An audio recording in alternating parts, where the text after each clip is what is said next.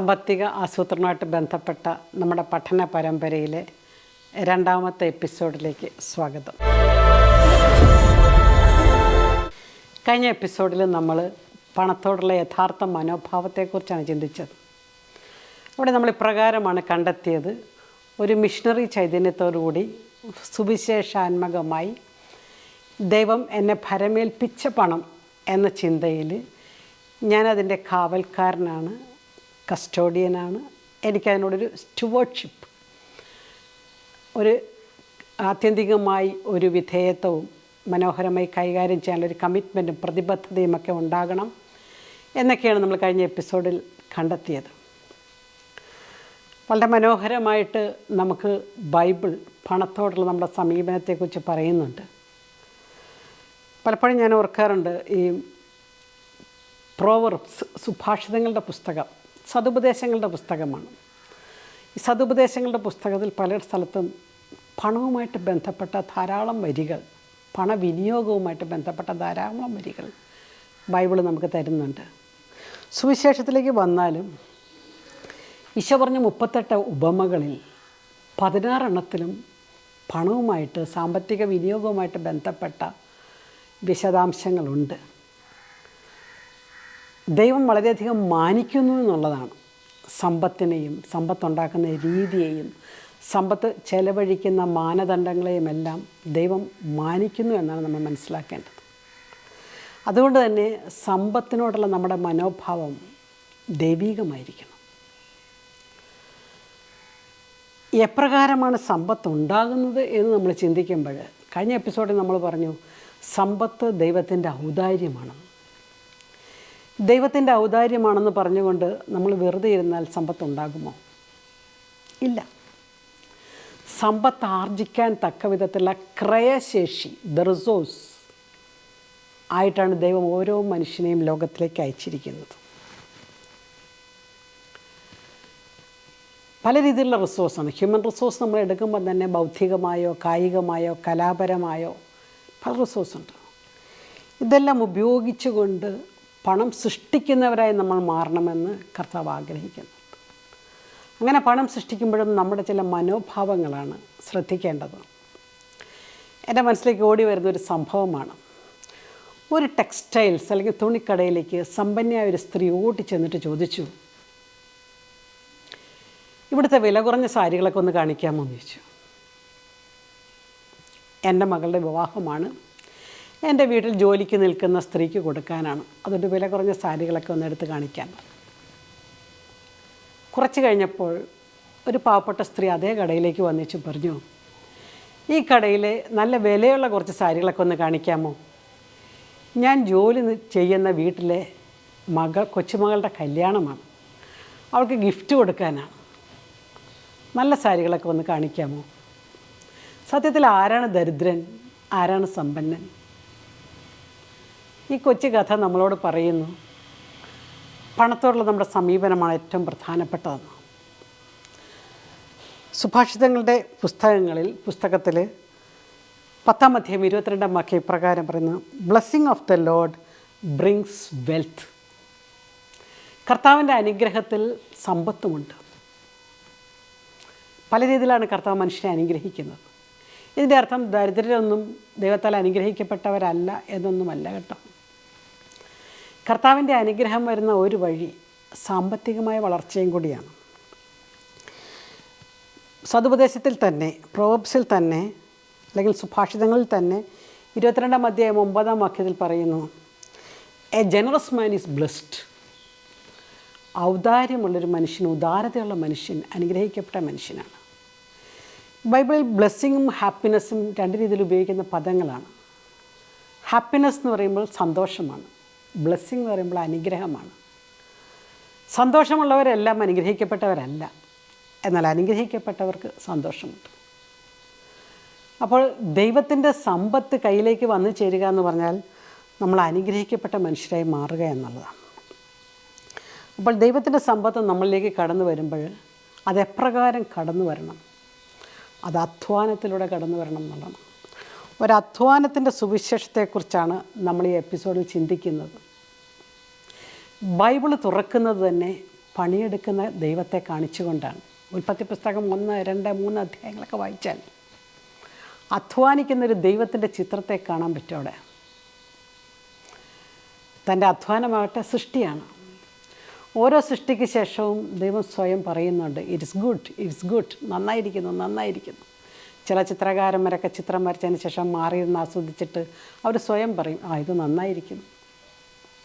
എന്നാൽ മനുഷ്യനെ സൃഷ്ടിച്ചതിന് ശേഷം ഇപ്രകാരം നമ്മളവിടെ വായിക്കുന്നു, അതിമനോഹരമായിരിക്കുന്നു, ഇറ്റ്സ് വെരി ഗുഡ്. തൻ്റെ സൃഷ്ടി, തൻ്റെ അധ്വാനത്തെ സ്വയം ആസ്വദിക്കുന്ന ഒരു ദൈവത്തെ അവതരിപ്പിച്ചുകൊണ്ടാണ്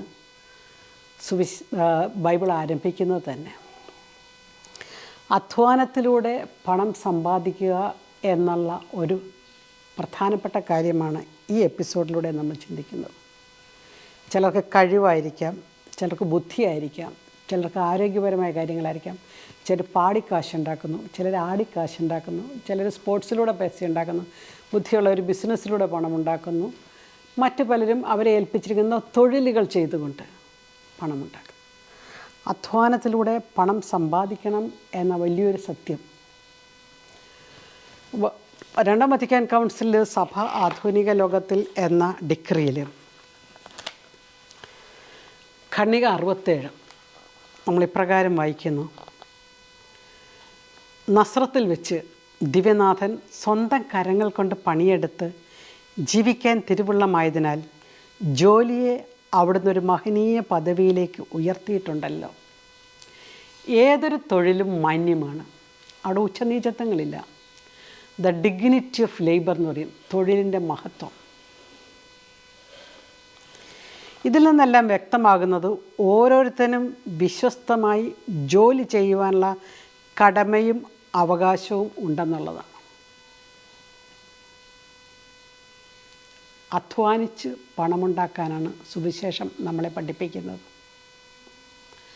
അതുകൊണ്ട് തന്നെ ആദത്തിനും ഹവ്വയോടും ഒക്കെ നിൻ്റെ നെറ്റിയിലെ വിയർപ്പ് കൊണ്ട് പണിയെടുത്ത് ജീവിക്കാൻ പറയും. എനിക്ക് വളരെ സന്തോഷകരമായിട്ടൊരു കാര്യമാണ്, ബൈബിളിൽ കർത്താവ് വിളിച്ച് വേർതിരിക്കുന്ന ചില മനുഷ്യർ, വേർതിരിച്ച് കുറച്ചുകൂടി മെച്ചപ്പെട്ട പണി കൊടുക്കുന്ന മനുഷ്യരെല്ലാം വിളിക്കുന്നത് പണിസ്ഥലത്തു നിന്നാണ്. നിങ്ങൾ ശ്രദ്ധിച്ചിട്ടുണ്ടോ എന്നറിയത്തില്ല, അബ്രഹത്തെ, മോശയെ, ദാവീദിനെയൊക്കെ കർത്താവ് വിളിച്ചുകൊണ്ട് പോകുന്നത് പണി ചെയ്തുകൊണ്ടിരുന്ന സ്ഥലത്തു നിന്നാണ്. ഇവരെല്ലാം ആട് മേയ്ക്കുന്നവരായിരുന്നു. ആടിനെ മേയിച്ചുകൊണ്ടിരിക്കുന്ന കോണ്ടെക്സ്റ്റിൽ നിന്ന്, ആ സന്ദർഭത്തിൽ നിന്നാണ് വിളിച്ചുകൊണ്ട് പോകുന്നത്.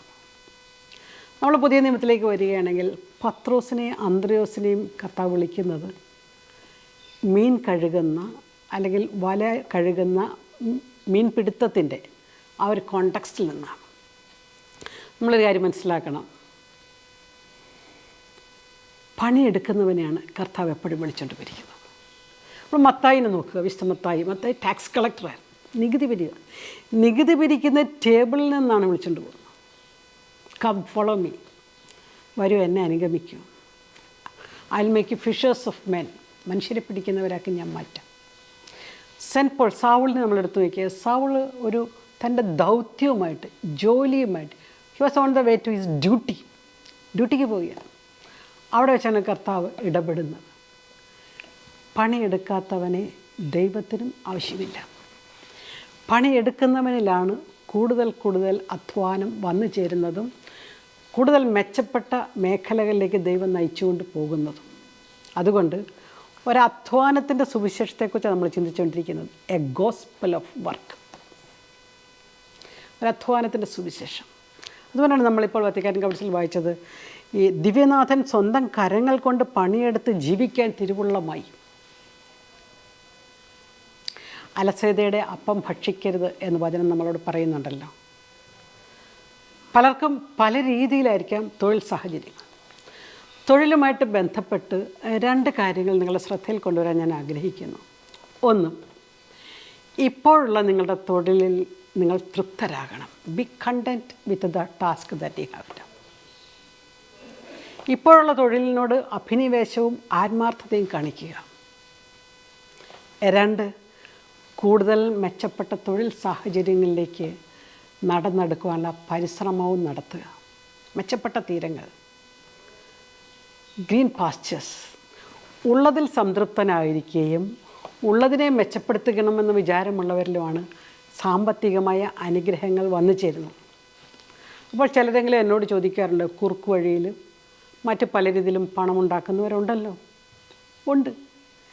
എല്ലാ ധനവും ദൈവത്തിൽ നിന്നല്ല. സുവിശേഷം തന്നെ അല്ലെങ്കിൽ ബൈബിൾ തന്നെ നമ്മളോട് പറയുന്നുണ്ട്, എല്ലാ ധനവും ദൈവത്തെ മാറ്റി നിർത്തിയിട്ടുള്ള ധനസമ്പാദനവുമുണ്ട്. ഹഗായി പ്രവാചകൻ്റെ പുസ്തകത്തിൽ ഇപ്രകാരം നമ്മൾ വായിക്കുന്നു. ഹഗായി പ്രവാചകൻ്റെ പുസ്തകം 1-ാം അധ്യായം 5 മുതൽ 6 വരെ. നിങ്ങളേറെ വിതച്ചു, കുറച്ച് മാത്രം കൊയ്തു. നിങ്ങൾ ഭക്ഷിക്കുന്നു, ഒരിക്കലും തൃപ്തരാകുന്നില്ല. നിങ്ങൾ പാനം ചെയ്യുന്നു, തൃപ്തി വരുന്നില്ല. നിങ്ങൾ വസ്ത്രം ധരിക്കുന്നു, ആർക്കും കുളിരുമാറുന്നില്ല. കൂലി ലഭിക്കുന്നവന് അത് ലഭിക്കുന്നത് ഓട്ടസഞ്ചിയിൽ ഇടാൻ മാത്രം. ദാറ്റ് മീൻസ് അധ്വാനിക്കുന്നുണ്ട്, പണം ഉണ്ടാക്കുന്നുണ്ട്, പക്ഷെ പണം തികയുന്നില്ല. അതേക്കുറിച്ച് നമ്മൾ മറ്റൊരു എപ്പിസോഡിലേക്ക് വരുന്നുണ്ട്. അതായത് എപ്രകാരം നമ്മൾ അധ്വാനിച്ചുണ്ടാക്കിയ പണത്തെക്കുറിച്ച്, പണം നമുക്ക് എത്രത്തോളം വിവേകത്തോടെ ഉപയോഗിക്കാമെന്നുള്ളത്. എല്ലാ ധനവും ദൈവത്തിൽ നിന്നല്ല എന്ന് ഞാൻ പറഞ്ഞു. അത് കൃത്യമായിട്ട് ജെറമ്യാ പ്രവാചകനിലൂടെ അവിടെ നമ്മളോട് പറയുന്നുണ്ട്. ജെറമ്യാ പ്രവാചകൻ്റെ പുസ്തകം 5-ാം അധ്യായം 27-ാം വാക്യം. ഈ എപ്പിസോഡ് ഒരു പഠന രൂപത്തിൽ സമീപിക്കുന്നവർക്ക് വേണമെങ്കിൽ ബൈബിൾ എടുക്കാം, വായിക്കാം, നോട്ടുകൾ കുറിക്കാം. ഒരു പഠന രീതിയിൽ സമീപിക്കുന്നവർക്ക് ജെറമ്യാ പ്രവാചകൻ്റെ പുസ്തകം 5-ാം അധ്യായം 27-ാം വാക്യം. എൻ്റെ ജനത്തിനിടയിൽ ദുഷ്ടന്മാർ കടന്നുകൂടി വേടന്മാരെ പോലെ പതിയിരിക്കുന്നു. അവർ കെണി ഒരുക്കി മനുഷ്യരെ കുടുക്കിലാക്കുന്നു. അവരുടെ ഭവനങ്ങളിൽ വഞ്ചന നിറഞ്ഞിരിക്കുന്നു. അങ്ങനെ അവർ വമ്പന്മാരും പണക്കാരുമായി. കണ്ട, വഞ്ചനയിലൂടെ ചതിയിലൂടെയും പണക്കാരനാകാം. അവർ തടിച്ചു കൊഴുത്തു. അവരുടെ ദുഷ്ടതയ്ക്ക് അതിരില്ല. അവരുടെ വിധികൾ നീതിയുക്തമല്ല. അനാഥർക്ക് വേണ്ടി അവർ നിലകൊള്ളുന്നില്ല. ദരിദ്രരുടെ അവകാശം സംരക്ഷിക്കുന്നുമില്ല. ഓർത്ത് നോക്കിക്കേ, എല്ലാ ധനവും ദൈവത്തിൽ നിന്നല്ല. ദാറ്റ് മീൻസ് ദൈവത്തിൽ നിന്ന് അല്ലാതെയും ധനം സമ്പാദിക്കാൻ സാധിക്കും. അങ്ങനെ സമ്പാദിക്കുന്ന മനുഷ്യരുണ്ട്. അതുകൊണ്ടാണ് സങ്കീർത്തനത്തിൽ ഇപ്രകാരം പറയുന്നത്, സമ്പത്ത് വർദ്ധിച്ചാൽ അതിൽ മനസ്സ് വയ്ക്കരുത്, വീണ്ടും വീണ്ടും വർദ്ധിപ്പിക്കാനായിട്ട് മാത്രം വെമ്പൽ കൊള്ളരുത്. ധനികരാകാൻ തിടുക്കം കൂട്ടരുത്, സമ്പത്തിൻ്റെ പിന്നാലെ പായരുത് എന്ന് സുഭാഷിതങ്ങൾ 28-ാം അധ്യായം 20 മുതൽ 22 വരെയുള്ള വാക്യങ്ങളും നമ്മളോട് പറയുന്നു. എന്താണ് ഇതിൻ്റെ സാരാംശം? പണത്തിൻ്റെ ഉറവിടം ദൈവമാണെന്ന് നമ്മൾ പറഞ്ഞു, ദൈവത്തിൻ്റെ ഔദാര്യമാണെന്ന് പറഞ്ഞു. എന്നാൽ എല്ലാ ധനവും ദൈവത്തിൽ നിന്നല്ല എന്ന് നമ്മൾ മനസ്സിലാക്കുന്ന ഒരവസ്ഥയിലേക്കാണ് നമ്മൾ വരുന്നത്. അപ്പോൾ നമ്മൾ പണം സമ്പാദിക്കുന്നുണ്ടെങ്കിൽ അത് ദൈവം ആഗ്രഹിക്കുന്ന രീതിയിൽ സമ്പാദിക്കാൻ നമ്മൾ പരിശ്രമിക്കുക എന്നുള്ളതാണ്. അങ്ങനെ പരിശ്രമിക്കണമെങ്കിൽ ദൈവത്തിനു മുമ്പിൽ തുറന്ന മനസ്സുണ്ടാകണം. ബിസിനസ് ചെയ്യുന്നവരൊക്കെ പറയാറുണ്ട് ചില പരാജയങ്ങളെക്കുറിച്ച്. പല പരാജയങ്ങളിലൂടെ ആയിരിക്കാം ചിലപ്പോൾ ചില ബിസിനസ് ഒന്ന് കൃത്യമായിട്ട് ക്ലിക്ക് ചെയ്യണമെന്ന് പറയും. ഓരോ പരാജയത്തിൽ നിന്നും ഓരോ അനുഭവം അല്ലെങ്കിൽ എന്തെങ്കിലും പെറുക്കിയെടുക്കാൻ പഠിക്കുക എന്നുള്ളതാണ്. ചില തമാശനും പറയാറുണ്ട്, പ്ലാൻ എ പരാജയപ്പെട്ടാൽ ഇംഗ്ലീഷ് അക്ഷരമാലയിൽ വീണ്ടും 25 അക്ഷരങ്ങളുണ്ട്. പ്ലാൻ ബി ഉണ്ട്, പ്ലാൻ സി ഉണ്ട്, പ്ലാൻ ഡി ഉണ്ട്, പ്ലാൻ ഇസഡ് വരെയുണ്ട്. ഒരിക്കൽ 10-12 ക്ലാസ്സിൽ പഠിക്കുന്ന കുട്ടികൾക്ക് ഞാനൊരു കരിയർ ഗൈഡൻസ് ക്ലാസ് എടുക്കുമായിരുന്നു. ആഫ്റ്റർ +2 വാട്ട്, അതായിരുന്നു എൻ്റെ ടോപ്പിക്. +2ന് ശേഷം എന്ത് ചെയ്യണം, എന്ത് പഠിക്കണം, എങ്ങോട്ട് തിരിയണം. അപ്പോൾ ഇവരുടെ തന്നെ അഭിരുചികൾ അറിയാൻ വേണ്ടി ഞാൻ പലരോട് അവരുടെ അംബീഷൻ ചോദിച്ചു. ടീച്ചറാകണം എന്ന് പറഞ്ഞു, ചിലർ ഡോക്ടറാകണം, എൻജിനീയറാകണം, മറ്റ് വക്കീലാകണം, പല പല അഭിപ്രായങ്ങളുടെ ഇടയിൽ വളരെ ശ്രദ്ധിക്കപ്പെട്ട ഒരു അഭിപ്രായം ഉണ്ടായിരുന്നു. ഒരു വിദ്യാർത്ഥി എന്നോട് പറഞ്ഞ്, എനിക്ക് 100 കുടുംബങ്ങൾക്ക് തൊഴിൽ നൽകുന്ന ആളാകണം. എനിക്ക് വളരെ ഇഷ്ടപ്പെട്ടു. ഞാൻ ചോദിച്ചു, നീ എന്താ ഉദ്ദേശിക്കുന്നത്? 100 കുടുംബങ്ങൾ ഞാൻ മൂലം ജീവിക്കണം, അതാണ് എൻ്റെ ഉദ്ദേശം. അവന് സംരംഭകനാകണം എന്ന് പറയാനൊന്നും അറിയത്തില്ല. അതുകൊണ്ടാണ് അവൻ ഇങ്ങനെ പറഞ്ഞത്. സംരംഭകനായിക്കഴിഞ്ഞാൽ ആർക്കെങ്കിലുമൊക്കെ തൊഴിൽ കൊടുക്കാമല്ലോ, ഓണ്ടർപ്രണർഷിപ്പ്, അതറിയാൻ പാടില്ലാത്തതുകൊണ്ടാണ് അവൻ അങ്ങനത്തെ ഉത്തരം പറഞ്ഞത്. എന്നാൽ എനിക്ക് ആ ഉത്തരം വളരെ ശ്രദ്ധേയമായി ഇഷ്ടപ്പെട്ടു. 12ാം ക്ലാസ്സിൽ പഠിക്കുന്ന കൊച്ച് ചിന്തിക്കുകയാണ്, ഞാൻ മൂലം 100 കുടുംബങ്ങൾ ജീവിക്കണം. ഇന്ന് ലോകമെമ്പാടും ശൃംഖലകളുള്ള ഒരു വലിയ കമ്പ്യൂട്ടർ ബിസിനസ്സിൻ്റെ ഉടമസ്ഥനാണ് അവൻ. നമ്മളുടെ തൊഴിലാഭിമുഖ്യം വളരെ പ്രധാനപ്പെട്ടതാണ്. നമ്മൾ തൊഴിലെടുത്ത് ജീവിക്കുന്നതിനെക്കുറിച്ചാണ് പറഞ്ഞു വരുന്നത്. നമ്മുടെ തൊഴിലാഭിമുഖ്യം, പലപ്പോഴും ഈ മേഖലയിൽ ധാരാളം ഇൻസൾട്ട് എന്ന് പറഞ്ഞാൽ നമ്മൾ അവഹേളനങ്ങളൊക്കെ ഏറ്റുവാങ്ങാറുണ്ട്. ഞാൻ എപ്പോഴും പറയാറുണ്ട്, ഇൻസൾട്ട്സാണ് നമ്മുടെ ഇൻവെസ്റ്റ്മെൻറ്റ്. ആരെങ്കിലും നമ്മളെ പുച്ഛിക്കുകയോ കൊച്ചാക്കുകയോ ഒക്കെ ചെയ്യുമ്പോഴാണ് അതിൽ നിന്ന് നമ്മൾ ഊർജ്ജം സംഭരിക്കേണ്ടത്. നമ്മൾ ചെയ്യുന്ന കാര്യങ്ങളെല്ലാം എല്ലാവരും നല്ലതെന്ന് പറഞ്ഞു കഴിഞ്ഞാൽ പറ്റത്തില്ല. അപ്പോൾ നമ്മൾ തിരഞ്ഞെടുത്ത തൊഴിൽ മേഖലയോ നമ്മൾ പഠിച്ച വിഷയമോ നമ്മൾ ഏർപ്പെട്ട സംരംഭമോ ഒക്കെ പലപ്പോഴും പരിഹാസത്തിനും വിമർശനത്തിനും ഒക്കെ ഇടയാകണം. അപ്പോഴാണ് അതിൽ നിന്ന് നമുക്ക് വ്യത്യസ്തമായി ചിന്തിക്കാനും കുറച്ചുകൂടി ഊർജ്ജം ഉണ്ടാകാനും ഒക്കെ സാധിക്കുന്നത്. അങ്ങനെ നമ്മൾ മുന്നോട്ട് പോകുമ്പോഴാണ് നമുക്ക് പലപ്പോഴും കൂടുതൽ മെച്ചപ്പെട്ട ജീവിതത്തിൻ്റെ പച്ചപ്പുകൾ കണ്ടെത്താൻ സാധിക്കുകയുള്ളൂ. ഇങ്ങനൊരു ചൈനീസ് പഴമൊഴി ഉണ്ടല്ലോ, don't give them fish but teach them fishing.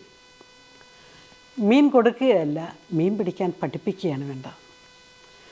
അപ്പോൾ ജീവിതത്തിൽ എപ്രകാരം ഞാൻ ജീവിക്കണം എന്നുള്ളത്, ഏത് തൊഴിലിലാണ് ഞാൻ പ്രവേശിക്കേണ്ടത് എന്നുള്ളതൊക്കെ ദൈവവുമായിട്ടൊന്നുണ്ട് ആലോചിക്കണം. അവിടെ ആദ്യം നമുക്കൊരു കിട്ടിയ തൊഴിലിലേക്ക് പ്രവേശിക്കുക. കിട്ടിയത് അവിടെ ഇരുന്നു കൊണ്ട് നമ്മുടെ പാഷൻ, നമ്മുടെ അഭിരുചിക്കനുസരിച്ച തൊഴിലിലേക്ക് മാറുക. പലപ്പോഴും ഈ രണ്ട് മാർഗങ്ങളും കൂടി നമ്മുടെ മുമ്പിൽ വേണം. അങ്ങനെ മുന്നോട്ട് പോകുമ്പോഴാണ് നമുക്ക് പലപ്പോഴും കുറേ കൂടി മെച്ചപ്പെട്ട രീതിയിൽ, കുറേ കൂടി മനോഹരമായ രീതിയിൽ നമുക്ക് ചെയ്യാൻ സാധിക്കും.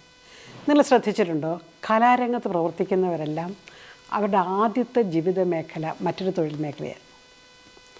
അവിടെ ഇരുന്നു കൊണ്ട് അവർ ജീവിതത്തിൻ്റെ ചില ബേസ്മെൻറ്റ്സ് അല്ലെങ്കിൽ അടിത്തറയൊക്കെ ഇട്ടതിന് ശേഷം അവർക്ക് പാഷൻ, അഭിനിവേശം അല്ലെങ്കിൽ അഭിരുചിയുള്ള തൻ്റെ കലാലോകത്തേക്ക് ജീവിതത്തെ മാറ്റി നടുകയാണ് ചെയ്തത്.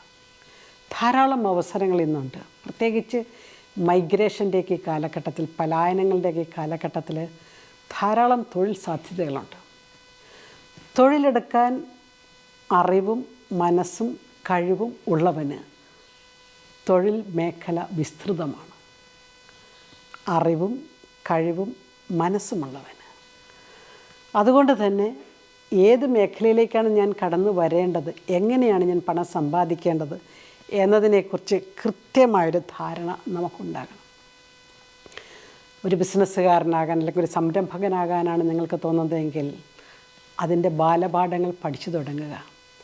മറിച്ച് ഒരു ജോലിക്കാരനാണ്, ഒരു ശമ്പളത്തിൽ ജീവിക്കുന്ന ഒരാളാണ് ആഗ്രഹിക്കുന്നതെങ്കിൽ അതിനാവശ്യമായ കാര്യങ്ങൾ ഇന്ന് പ്രത്യേകിച്ച് ഒരു +2 ഒക്കെ കഴിഞ്ഞതിന് ശേഷം തൊഴിൽ മേഖല വളരെ വിശാലമായിട്ടിരിക്കുന്നത് കൊണ്ടും ധാരാളം പഠന അല്ലെങ്കിൽ വിവര സാങ്കേതിക വിദ്യയുടെ വളർച്ച മൂലം ധാരാളം കോഴ്സുകളുടെ ലഭ്യതയുള്ളത് കൊണ്ടും ഗ്രാഫിക്സ് ആകട്ടെ, മറ്റ് ഗ്രൂപ്പ് ഡിസൈനിങ് ഒക്കെ ആകട്ടെ, ഇങ്ങനെ പല പല മേഖലകളുള്ളതുകൊണ്ട് മാധ്യമരംഗത്താകട്ടെ, കലാരംഗത്താകട്ടെ പല ഓപ്പർച്യൂണിറ്റീസ് ഉള്ളതുകൊണ്ട് എന്താണ് എനിക്ക് പറ്റിയത്, കർത്താവെ നീ എന്നെ എങ്ങോട്ടാണ് നയിക്കുന്നത്, കർത്താവ് ഏത് മേഖലയിലേക്കാണ് ഞാൻ പ്രവേശിക്കേണ്ടത് എന്നത് നമ്മൾ കണ്ടെത്തണം.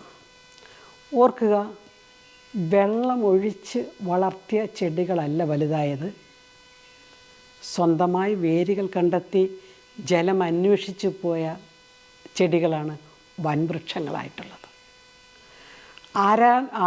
ആരെങ്കിലുമായിട്ട് നമ്മളെ സംരക്ഷിച്ച് അല്ലെങ്കിൽ നമ്മളെ വളർത്തി ഉയർത്തി കൊണ്ടുവരും എന്ന് ചിന്തിച്ച് നോക്കിയിരിക്കാതെ സ്വന്തമായി ജലം കണ്ടെത്തി വേരുകൾ പറത്തിക്കൊണ്ടുപോയി ജീവിക്കാൻ പരിശ്രമിക്കുന്ന ഒരു ജീവിത ആയോധന കലയെക്കുറിച്ചാണ് നമ്മളിവിടെ പറഞ്ഞുകൊണ്ടിരിക്കുന്നത്.